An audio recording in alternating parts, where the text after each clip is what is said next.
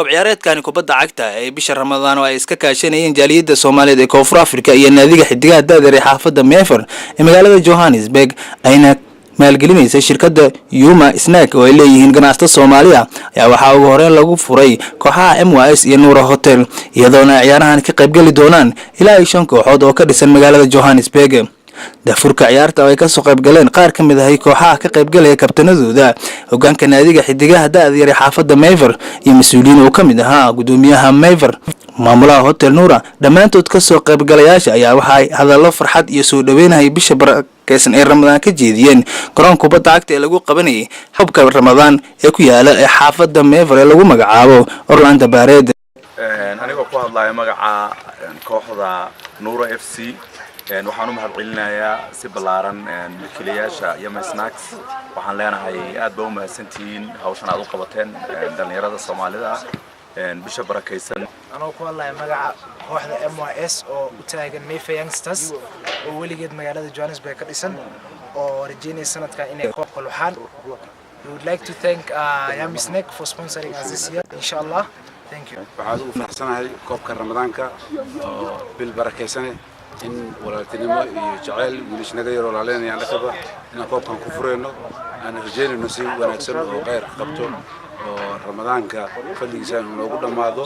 gudoomiyaha guddiga qabaqaabada koob ciyaareedkan bisha Ramadaan ee Druus Ismaaciil Cilmi oo daafur ciyaarta ayaa sheegay in aad ugu faraxsan yihiin suurtagelinta in ay hirgeliyaan in uu furmo koobkii loogu magac daray bisha Ramadaan oo ayna maalgelinayso shirkadda Yuma Snack. Abdiraxmaan Amiin oo ku hadlaya magaca maamulaha shirkadda Yuma Snack ayaa sheegay in ay dhiirigelinayaan dhalinyarada Soomaaliyeed ee magaalada Johannesburg gacan ka geysanayaan qabsoomida koob ciyaareedkan kubadda cagta ee bisha barakeysan ee Ramadaan. waxa halkan inoogu furmi doona koobkii bisha barakeysan ee Ramadaan oo sida caadada ahayd sanad walba ay dhici jiray ama la qaban jiray. sanadkan waxa noo sponsor gareeyay oo mas'uuliyadeeda noo qaaday maamulka shirkadda ama warshada Yama Snacks. aad baan ugu mahadcelinaynaa dhalinyarada iyo milkiilayaasha dhalinyarada ah ee hawshaasi dhalinyarada u qabtay. aad ugu faraxsanahay inaan u qabano tournament-kan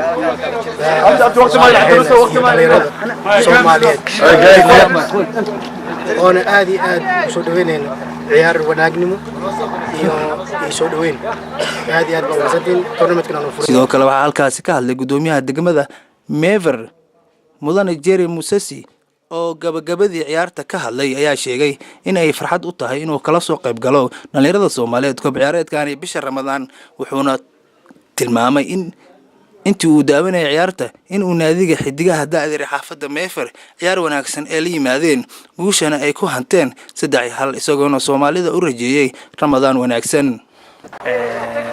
It was very good. And I think we appreciate to see our youngsters playing soccer, which is something that is good, taking them out of the street and playing soccer. It was excellent.